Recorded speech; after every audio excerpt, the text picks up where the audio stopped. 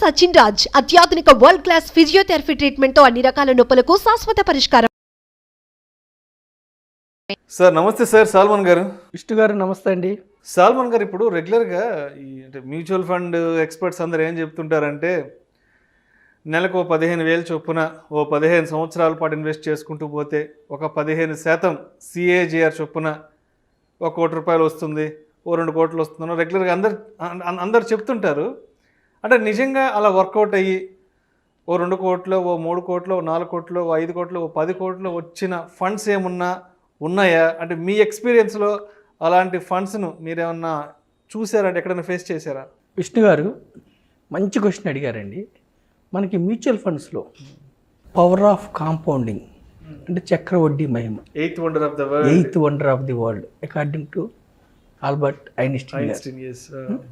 అయితే విష్ణు గారు, నేను ఒక్కటి అడుగుతాను, చెప్పండి. మనము చంద్రమండలానికి వెళ్ళాలంటే ప్రతిరోజు ఒక స్టెప్.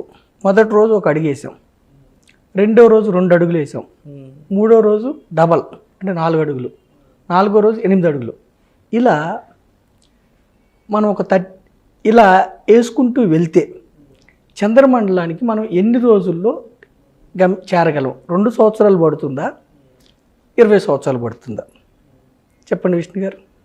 ఏమో సాల్మన్ గారు, మీరే చెప్పాలి దానికి. ఎందుకంటే నేను ఎప్పుడు అంతవరకు ఆలోచించలేదు చంద్రమండలానికి నడిచి వెళ్తే 8 సంవత్సరాలు పడుతుంది అనేది. సో మీరే చెప్పాలి అది కూడా. జనరల్గా విష్ణు గారు మనం ఏమనుకుంటామంటే 20 ఇయర్స్ అనుకుంటాం, అంటే చంద్రమండలం దూరం కాబట్టి, లేదా 2 ఇయర్స్ అనుకోండి. కానీ వండర్ ఏమిటంటే విష్ణు గారు, ప్రతిరోజు స్టెప్స్ డబుల్ అవుతున్నాయి. ఫస్ట్ స్టార్ట్ చేసిన 1 అడుగు, రెండో రోజుకి 2 అడుగులే, మూడో రోజుకి 4 అడుగులే. కానీ మీరు నమ్మరు, 31 డేస్లో 6.5 లక్షల కిలోమీటర్లు కవర్ అవుతాయి. లెక్కేసుకోండి, 6.5 లక్షల కిలోమీటర్లు 31 డేస్లో కవర్ అవుతాయి. అంటే కాంపౌండింగ్ లెక్కన ప్రతిరోజు డబుల్ అవుతాయి. ప్రతిరోజు ఇప్పుడు కాంపౌండింగ్ మనం ఎలా లెక్కేస్తాం? 3 ఇయర్స్కి డబుల్ అయితే, 4 ఇయర్స్ మన రేట్ ఆఫ్ రిటర్న్స్ని బట్టి 5 ఇయర్స్కి డబుల్ అయితే, 6 ఇయర్స్ డబుల్, అలా కదా. So rule of 72. సో 31 డేస్లోనే మనం 6.5 లక్షల కిలోమీటర్లు చంద్రమండలాన్ని చేరుకోగలం. అది పవర్ ఆఫ్ కాంపౌండ్. ఇక్కడ మీరు ఒకటి చూడండి విష్ణు గారు, జస్ట్ 10 డేస్ డిలే చేస్తే మనం రీచ్ అయ్యేది ఓన్లీ 10 కిలోమీటర్లు. అంటే ఇన్వెస్ట్మెంట్స్లో ఎప్పుడైనా స్టార్ట్ ఎర్లీ, చాలా తొందరగా చిన్న ఏజ్లో స్టార్ట్ చేయాలి. Invest for long term. ఎంత ఎక్కువ చేసాము అన్నది కాదు, ఎంత తక్కువ చేసినా కూడా ఎంత ఎర్లీగా స్టార్ట్ చేసి దీర్ఘకాలం ఉండాలి. అంటే ఒక 24-25 ఏళ్ళకి ఉద్యోగం వచ్చిందంటే 20 ఏళ్ల పాటు కానీ స్టే చేయగలిగితే, 20 ఏళ్ళు స్టే చేస్తే 45 ఇయర్స్ ఏజ్కి మంచి రిటర్న్ వస్తుంది. 25 ఏళ్ళు 30 ఏళ్ళు ఉంచితే మీకు ఎంత వస్తుందో నేను 1-2 మ్యూచువల్ ఫండ్స్ స్కీమ్స్ చెబుతా విష్ణు గారు. ఓకేనా విష్ణు గారు? దీర్ఘకాలం ఉండాలి. ఇప్పుడు మన సెన్సెక్స్లో కూడా పవర్ ఆఫ్ కాంపౌండింగ్ 100 సెన్సెక్స్ 44 ఏళ్లలో 70,000 అయింది, 15%తో. ₹1,00,000 7 కోట్లు అయింది. ఇప్పుడు ఇలాంటి ఫండ్స్ ఏమైనా ఉన్నాయా? ఇప్పుడు మీకు ఉదాహరణ చెప్తున్నాను విష్ణు గారు. ఒక fund Nippon growth fund, 94-95 start అయింది. 95 2021 అక్టోబర్లో మాట్లాడుకున్నాం మనము 2-3 ఇయర్స్ బ్యాక్ మాట్లాడుకున్నాం. అప్పుడు NAV 1900 ఉంది. ఎవరైతే ₹1,00,000 పెట్టారో 1,90,00,000 లంసమ్ అయింది. సిప్ కూడా చెప్పాను నేను అప్పుడు. ఇప్పుడు విష్ణు గారు ఈరోజు 3,091 NAV నెట్ అసెట్ వాల్యూ. అంటే ఎవరైతే కరెక్ట్గా అక్టోబర్ 95లో స్టార్ట్ అయింది, 28 సంవత్సరాల క్రితం ఎవరైతే ₹1,00,000 ఇన్వెస్ట్ చేశారో ఈరోజు 3 కోట్లు లైఫ్ సెటిల్డ్. చాలా ఇంకా 3 కోట్లు అయింది. కానీ అన్ని సంవత్సరాల పాటు పేషెన్సీగా వెయిట్ చేయడం అనేది కూడా అదొక పెద్ద వండర్. ఎందుకంటే ఆ రోజు మధ్యలో ఎవరైనా ఏదైనా అవసరం వచ్చి ఎగ్జిట్ అయిపోయి వెనక్కి వెళ్ళిపోయింటే ఈరోజు ఆ కాంపౌండింగ్ వండర్ అనేది చూసేవాళ్ళు కాదు కదా.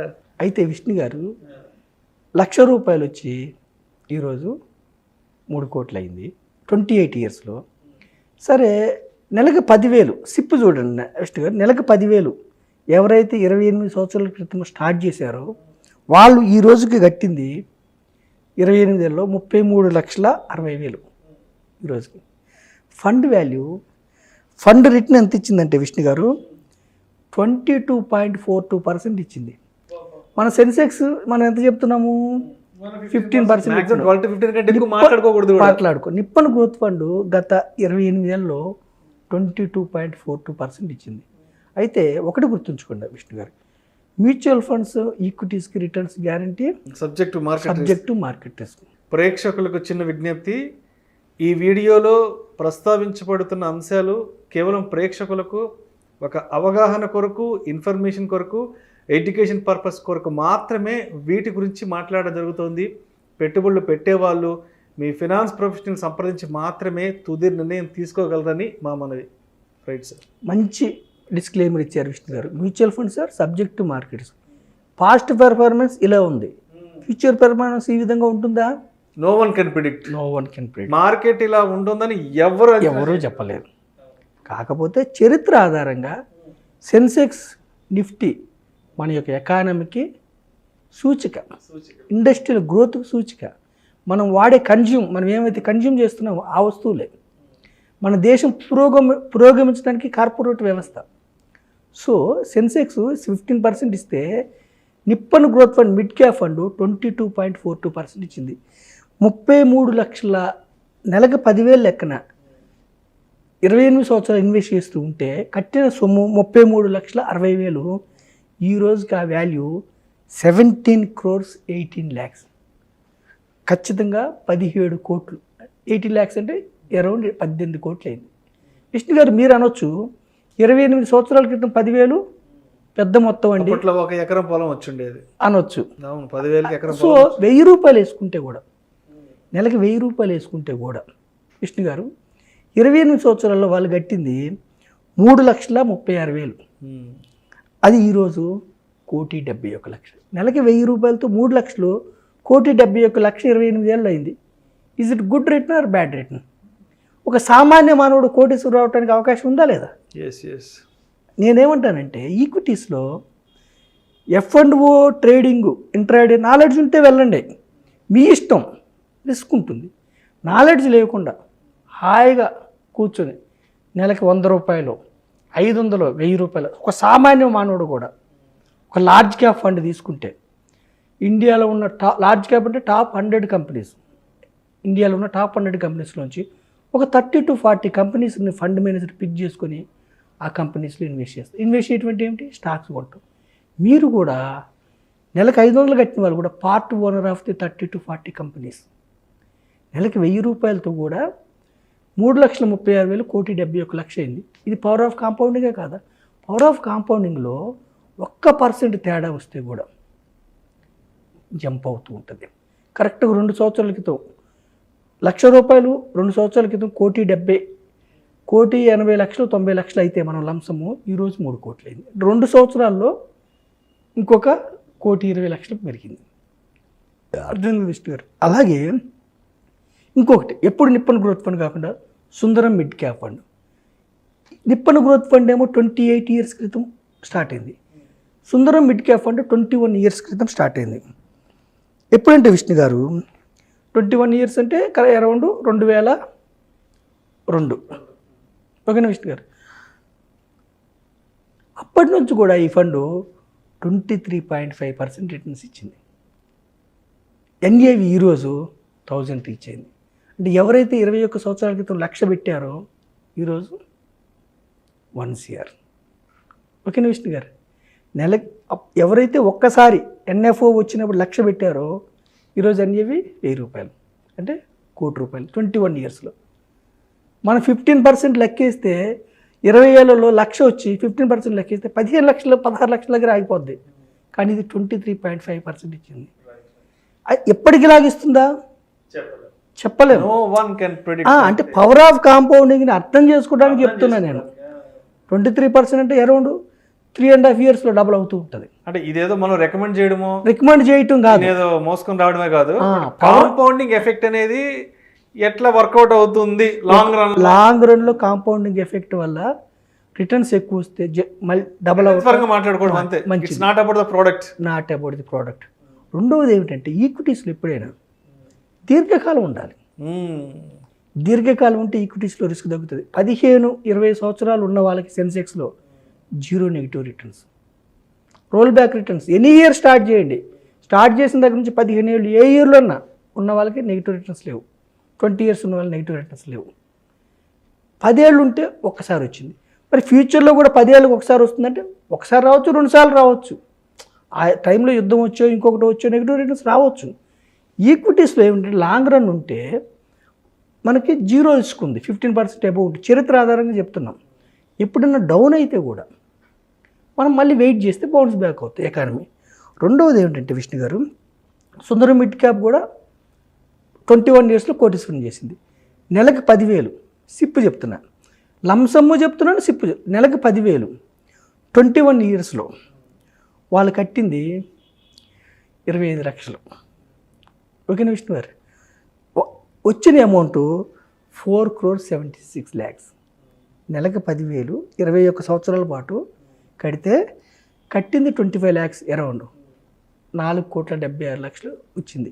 ఎంత పర్సెంటేజీ?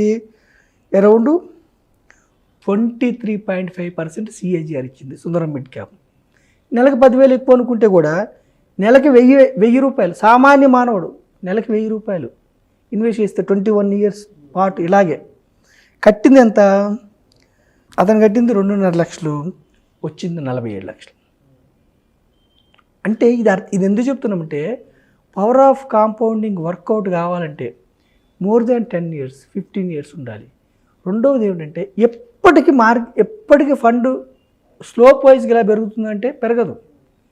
ఇప్పుడు ఈరోజు 47 లక్షలు అయింది అన్నాం మనం 21 ఇయర్స్లో. ఒక 2-3 నెలలు వరుసగా మార్కెట్స్ ఫాల్ అయితే 47 లక్షలు మళ్ళీ 35కి వస్తుంది. అది అర్థం చేసుకోవాలి మనం. సిప్లో ఏమిటంటే ఎవ్రీ మంత్ కట్టడం వల్ల తగ్గినప్పుడల్లా మనకి నెంబర్ ఆఫ్ యూనిట్స్ ఎక్కువ వస్తాయి, తక్కువ రేట్స్కి షేర్లు దొరుకుతూ ఉంటాయి. మార్కెట్స్ బెంబేలు పడకుండా మనం మార్కెట్స్ తగ్గినప్పుడు, ఇప్పుడు సిప్పులు ఏమవుతుంది, తగ్గినప్పుడు ఇన్వెస్ట్ చేస్తాం, పెరిగినప్పుడు ఇన్వెస్ట్ చేస్తాం. అందుకని వెల్త్ క్రియేట్ అవుతుంది. ఈవెన్ లంసంలో కూడా దీర్ఘకాలం ఉంటే మనకి ట్రెడిషనల్ ఇన్వెస్ట్మెంట్స్, బ్యాంక్ ఎఫ్డి కానీ, ఎల్ఐసి ఇన్సూరెన్స్ పాలసీస్ కానీ, సుకన్య సమృద్ధి కానీ, గోల్డ్ కానీ, వీటిలన్నిటికంటే కూడా ఈక్విటీస్ అనేది wealth creators. Real estate and equities are wealth creators. అది ప్రూవ్ చేయబడింది. మనం గత చరిత్ర చెప్పగలము, భవిష్యత్తు ప్రెడిక్ట్ చేయలేము. సో నేను యూత్కి ఇచ్చే సందేశం ఏమిటంటే 100 రూపీస్ స్టార్ట్ చేస్తారా, 500 స్టార్ట్ చేస్తారా, 1000 స్టార్ట్ చేస్తారా, 5,000 స్టార్ట్ చేస్తారా, మీ ఇష్టం. మీ యొక్క ఇన్కమ్ను బట్టి మీరు చూజ్ చేసుకోండి. కానీ లక్ష్యం, గోల్, ఒక లక్ష్యం పెట్టుకోండి. నాకు 20 ఏళ్ళలో ఇంత డబ్బు కావాలి, 30 ఏళ్ళలో ఇంత డబ్బు. గోల్ ఆధారంగా మీరు ఇన్వెస్ట్ చేయగలిగితే పెద్ద మొత్తం మీరు ఇన్వెస్ట్ అయిపోయినా కానీ ధనవంతునిగా రిటైర్ అవ్వచ్చు, ధనవంతునిగా జీవించవచ్చు, పిల్లల ఎడ్యుకేషన్ గొప్పగా ఇవ్వచ్చు. మన లివింగ్ స్టైల్ ఒక 20 ఇయర్స్ తర్వాత మారిపోవచ్చు. అంటే ఈక్విటీస్ అనేది వెల్త్ క్రియేటర్స్ అని చరిత్ర ప్రూవ్ చేసింది. ఇంతకుముందు మనం చెప్పడం లేదు. ఇప్పుడు సెన్సెక్స్ హిస్టరీ ఉంది, మనకి నిఫ్టీ హిస్టరీ ఉంది, మ్యూచువల్ ఫండ్స్ హిస్టరీ ఉంది. 2 ఫండ్సే చెప్పాను నేను, టైం ఉండలేదు కాబట్టి.